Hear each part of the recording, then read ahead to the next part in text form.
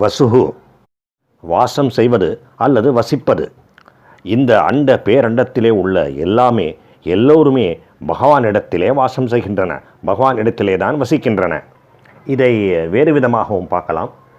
எல்லாரிலும் எல்லாவற்றிலும் இந்த பேரண்டத்துக்குள்ளே பகவானே வாசுதேவரே வசிக்கின்றார். அவர்தான் சர்வாந்தர்யாமி. அதனால் வாசுதேவன் என்கின்ற திருநாமத்தையும் பெற்றிருக்கின்றார். வாசனாத் வாசுதேவஸ்ய வாசிதம் புவனத்ரயம் என்று இவர் போற்றப்படுகின்றார். வாசுதேவஸ்ய வாசனாத், பகவானாகிய வாசுதேவர் வசிப்பதனாலே, உள் உரை பொருளாக இருப்பதனாலே வாசித்தம் புவனத்ரயம். புவனத்ரயம் இந்த 3 உலகங்களுமே, இன்ஃபேக்ட் இதன் பொருள் என்னவென்றால் எல்லா உலகங்களுமே, ஓர் உபச்சாரத்துக்காக 3 உலகங்களுமே என்று சொல்லப்பட்டிருக்கின்றது. இந்த 3 உலகங்களுமே புவனத்ரயம் வாசித்தம் பெரும் பேறு பெற்றன, பெரும் புகழ் பெற்றிருக்கின்றன என்று பகவான் போற்றப்படுகின்றார். அதன் மூலம் எல்லாவற்றிற்குள்ளேயும் பகவான் இருப்பதும் இவருள்ளே எல்லாமே இருப்பதும் எடுத்து காட்டப்பட்டிருக்கின்றன. இப்படிப்பட்ட சிறப்பினாலே பகவான் வசுகு என்கின்ற திருநாமத்தை பெறுகின்றார். ஓம் வசவே நமக. அடுத்த திருநாமம் வசுமனாக. வசு என்கின்ற சொல்லுக்கு இன்னொரு பொருள் மிக்க சிறப்பை கொண்டது.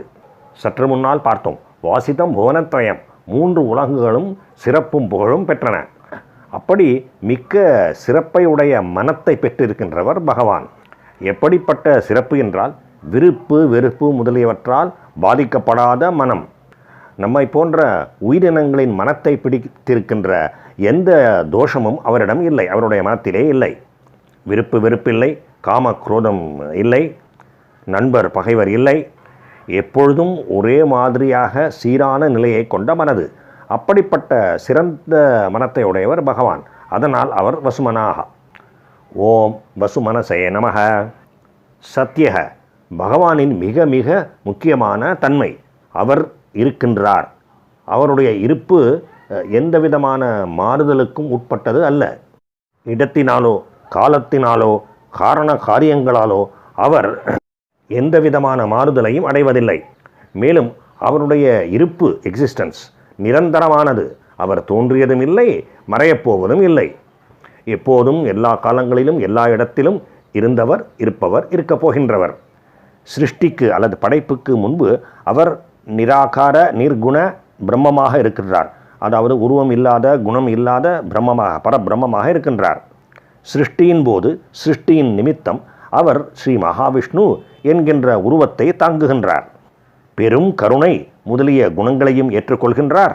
எல்லா உலகங்களையும் காப்பது என்கின்ற கடமையையும் கர்மத்தையும் ஏற்றுக்கொள்கின்றார். மறுபடியும் சிருஷ்டியின் முடிவிலே உலகங்கள் எல்லாமே அழிந்த பின்னாலே அவர் தன்னுடைய உருவத்தை மீண்டும் பரம்பொருளிலேயே, பரபிரம்மத்திலேயே மறைத்து கொள்கின்றார். ஆக பரம்பொருளாகவோ பகவானாகவோ அவர்தான் நித்திய சத்தியம், எப்போதும் இருப்பவர். ஓம் சத்யாய நமக. சமாத்மாக, சம ஆத்மா. இவருடைய ஆத்மா, இந்த இடத்துல ஆத்மா என்பது பகவானுடைய மனத்தை குறிக்கின்றது. அவருடைய மனம் முழுவதுமாய் ஒரு நிலைப்பாட்டோடு இருக்கின்றது. அவருக்கு மட்டுமே வசப்பட்டு இருக்கின்றது. காம குரோதங்கள் முதலியன இல்லை என்பதால் அந்த மனத்தை யாராலும் அசைத்து கூட பார்க்க முடியாது. அப்படிப்பட்ட சமநிலை கொண்ட மனத்தை உடையவர் பகவான். அதனால் அவர் சமாத்மா. அல்லது எல்லா உயிர்களிலும் எல்லாவற்றிலும் அவர் வீற்றிருக்கின்றார். அவர்தான் ஆதாரம், அனைத்துக்கும் அனைவருக்கும் அவரே ஆதாரம். மற்றும் அவர் எல்லோரின் உள்ளேயும் சமமாக வீற்றிருக்கின்றார்.